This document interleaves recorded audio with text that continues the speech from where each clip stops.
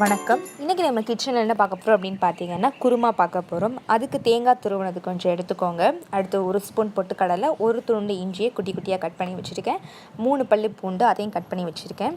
2 வெங்காயம் கட் பண்ணி வச்சுக்கோங்க. 1 தக்காளி கட் பண்ணி வச்சுருக்கேன். அடுத்து 3 பச்சை மிளகாய், சோம்பு 1/2 ஸ்பூன், 2 பட்டை எடுத்துக்கோங்க. இப்போ இது கூட மஞ்சத்தூளும். இப்போ ஒரு மிக்ஸி ஜார் எடுத்துக்கோங்க. மிக்ஸி ஜாரில் தேங்காய் துருவினதை ஆட் பண்ணிக்கோங்க. அடுத்து 1 ஸ்பூன் பொட்டுக்கடலை, இஞ்சி துண்டு, வெள்ளைப்பூடு எல்லாத்தையுமே சேர்த்துடலாம். சேர்த்துட்டு இப்போ இதை நல்லா மிக்சியில் அரைச்சிடலாம். இப்போ கடாயில் 2 ஸ்பூன் எண்ணெய் ஊற்றிக்கோங்க. எண்ணெய் ஊற்றின பிறகு எண்ணெய் காஞ்ச பிறகு நம்ம சோம்பு பட்டை சேர்த்துடலாம்.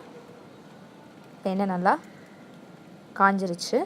சோம்பு பட்டையும் சேர்த்துடலாம். 2 பட்டையும், ரெண்டும் நல்லா பொரிஞ்சு வரட்டும். இப்போ நல்லா பொரிஞ்சிருச்சு. இப்போ நம்ம கட் பண்ணி வச்சுருக்க வெங்காயத்தையும் சேர்த்துடலாம். சேர்த்துட்டு நல்லா வதக்கிப்போம். வெங்காயத்தை நல்லா வதக்கிக்கணும். வெங்காயத்தை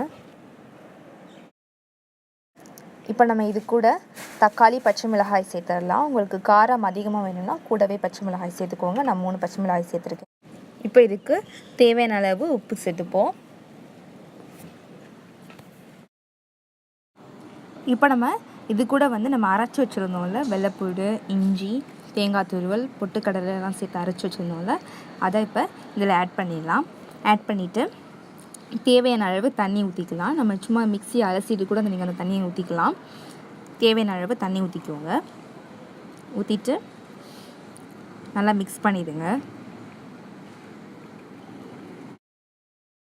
இப்போ நம்ம 1 டீஸ்பூன் மஞ்சள்தூள் சேர்த்துக்கலாம். சேர்த்துட்டு நல்லா மிக்ஸ் பண்ணிடலாம். அதையும் மிக்ஸ் பண்ணிவிட்டு இப்போ நம்ம கொஞ்சம் நேரம் மூடி வைக்கலாம். இப்போ நம்ம இதை மூடி வச்சிடலாம். ஒரு 7 மினிட்ஸ் இதை மூடி வச்சுருங்க. இப்போ 7 மினிட்ஸ் கழித்து நம்ம பார்க்கலாம். இப்போது 7 மினிட்ஸ் ஆயிடுச்சு. நம்ம ஓப்பன் பண்ணி பார்க்கலாம். இப்போ கொஞ்சம் தண்ணியாக இருக்குது. நம்ம நல்லா கெட்டியாக வர வரைக்கும் நம்ம என்ன கொஞ்சம் நேரம் வெயிட் பண்ணலாம். ஒரு 2 மினிட்ஸ் வெயிட் பண்ணலாம்.